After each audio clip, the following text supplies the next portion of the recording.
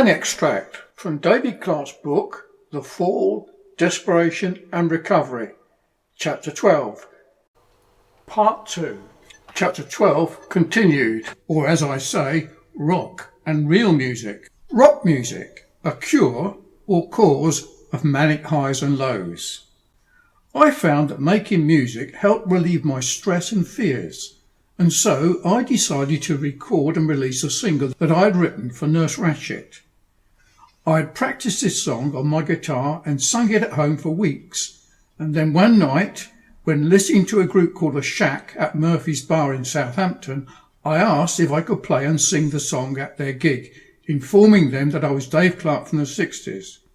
The song went down well, and as a result, it was agreed that I should perform again at the Wyvern pub at Leon Solent. Here's the news article about the event. Portsmouth News. Music. Lecturer plans to release self-penned single, 19th of December 1999.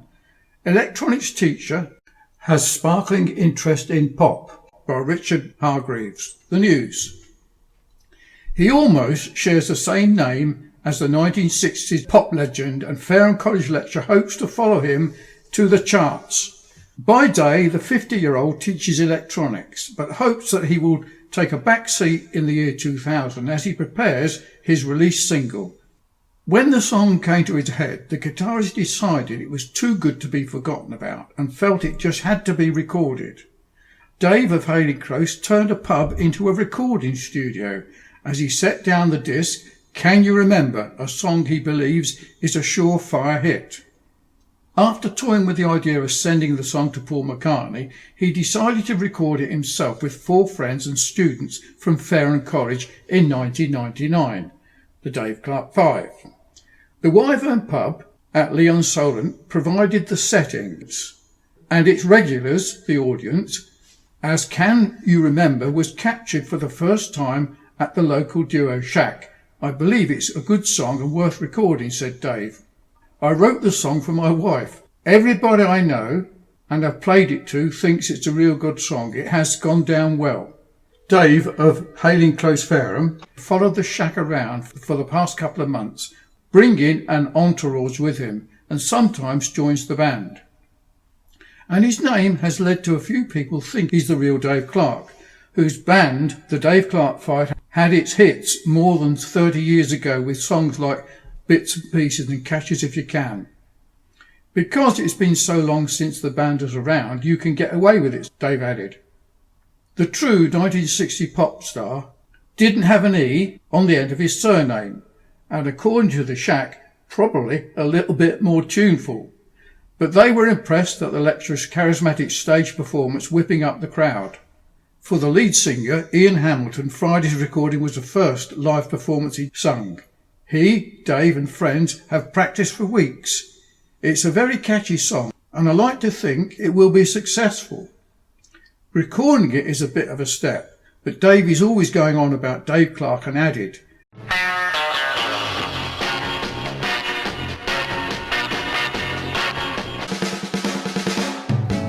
What do you love me? What do you love me? How do you love me? Now that I can die. Watch me now. To keep up with the pop star image, Dave arrived at the Common Bar Lane pub last night's event in a limousine. Postscript, it was a hearse, accompanied by screaming groupies who were students from Fareham College. Dave now hopes to tweak the master copy of the recording into something which could be released shortly as a single, although he says the song is a one-off but not a career move. I later sang this song at the Beat the Band competition in Oliver's Bar and at the Contented Pig in Portsmouth, and finally entered the song into X Factor. One day I'm sure it will be a hit. After this event, I took Ellie, my daughter, and her friends home. I was dressed in my petty officer's naval officer's uniform. When we reached Stubbington, my daughter Eleanor was feeling ill and wanted me to stop. So we did, only to attract attention by a police car that was following us. Sure enough, I was questioned and breathalyzed. As a result, was taken to the police station in a police vehicle in order to be checked out. When I arrived at the police station, there was Alan and others who too had been picked up on suspicion of drinking offences.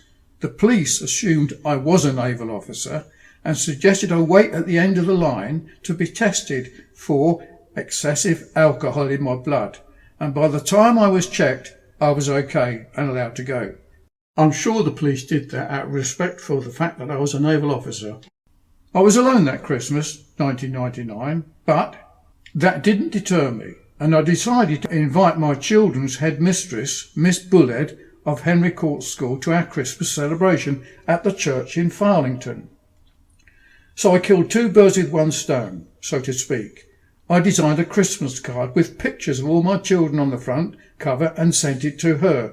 I simply wrote, "We wish you all a meaningful Christmas and a new birth for the new year."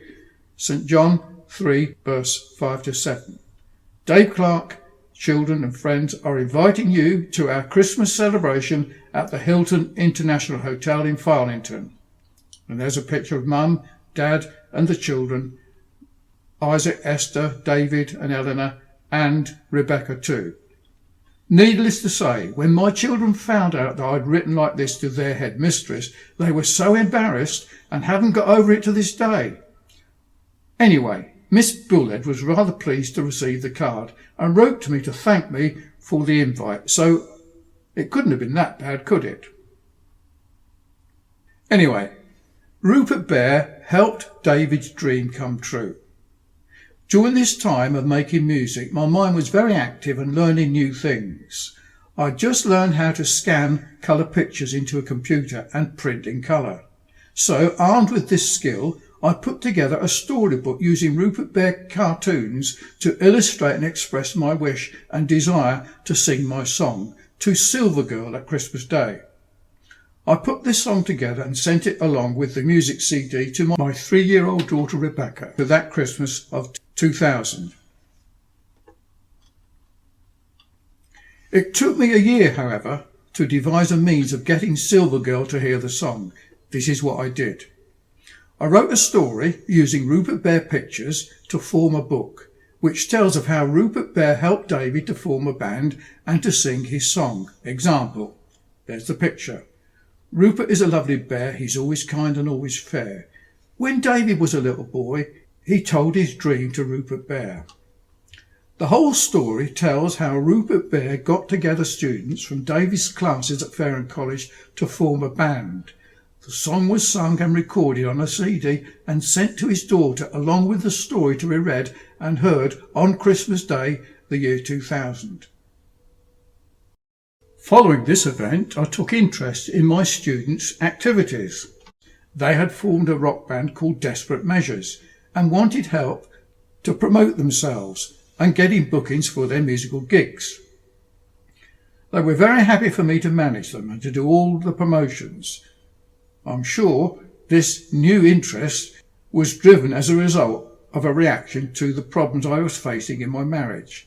And as a result, I created a series of deliberate high moods in my fight against depression.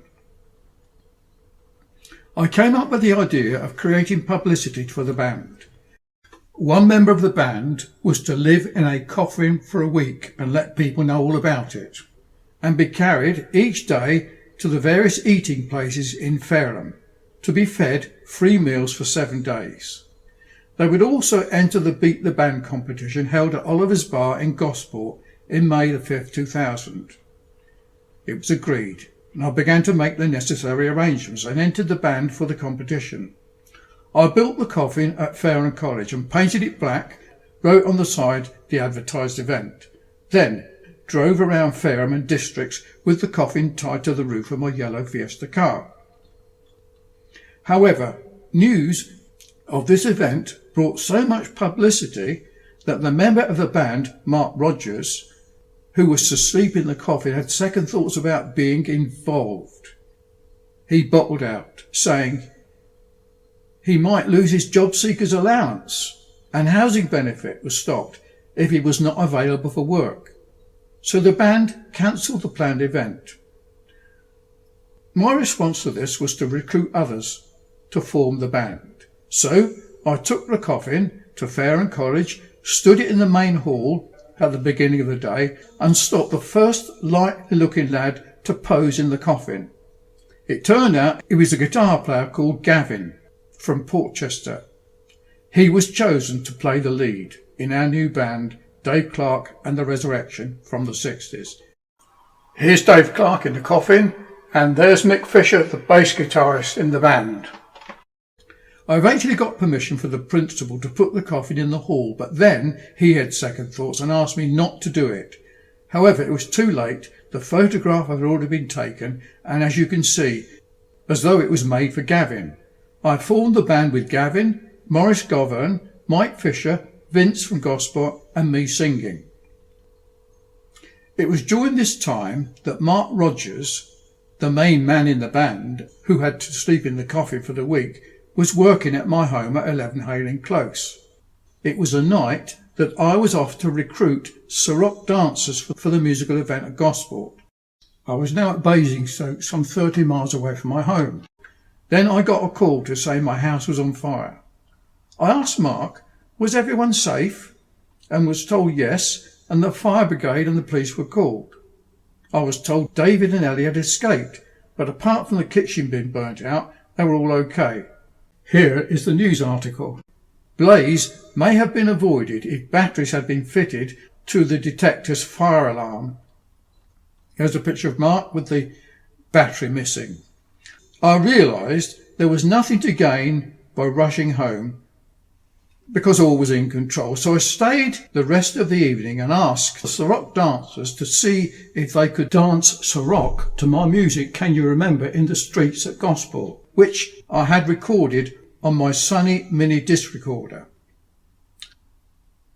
During the run up to the week of the performance, Esther, my eldest daughter, wanted to borrow the Fiesta, and I agreed, providing she drove it with the coffin on the roof.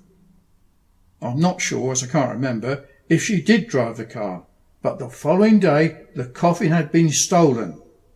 So I reported the matter to the police. Of course, the matter was reported in the newspapers, and here is the news article.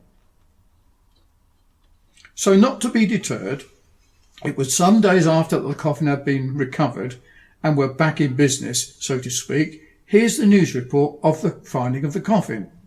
Not to be deterred, I recruited another student from Fareham College to live in the coffin, and he was to be carried by student friends and fellow musicians to Wetherspoons, McDonald's, Burger King, Edwin's and the Oaston Squire to be fed as planned. It was also decided we should put forward another band to replace Desperate Measures by Dave Clark from the 60s and the Resurrection. So here we have it. Here's the news article.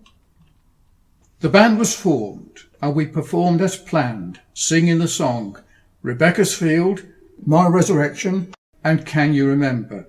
It was a crazy night and the bar was packed, and during that last song, one of my son's friend, Morgan, a BMXer from Portsmouth, poured lighter fuel on my trousers and caught light to me. Fortunately, the fire was put out with a pint of beer. Needless to say, we did not win, as we were probably the worst band at the event, but not the dullest. For pouring lighter fuel on me in the pub, I had caned Morgan for his actions. So here's Morgan being caned. We let him off lightly, for he did turn up with his BMX bike, as I'd asked him to do, and tow the coffin down the street to Oliver's Bar using his BMX bike, along with his friends from the skate park in Portsmouth. Another musical event we played at the Air Balloon in Portsmouth. This time, Mike Fisher and his band called Zoo played. And we did what was known as an installation. There, Mike Fisher on bass, Dave White on keyboard. We were what you might call progressive musicians, getting away with old-fashioned ways of men and women relationships. We were modern men, where modern men no longer went to pubs on their own, but with the boys, leaving our wives alone at home doing housework.